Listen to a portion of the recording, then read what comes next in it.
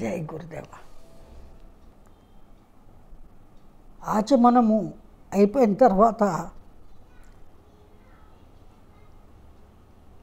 ఏదైతే నిర్గుణ మానస పూజ, ఆత్మ పూజ అని మనము చెప్పుకుంటున్నామో అందులోని తర్వాత అంశము అభిషేకించడము.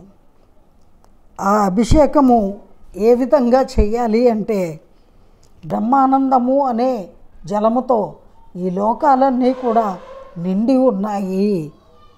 ఇది విభజించలేనటువంటిది, అన్డివైడెడ్ థింగ్. ఈ బ్రహ్మానందము అనేటువంటి ఏదైతే ఉందో ఆ బ్రహ్మానందము అది అన్డివైడెడ్ థింగ్ అన్నమాట.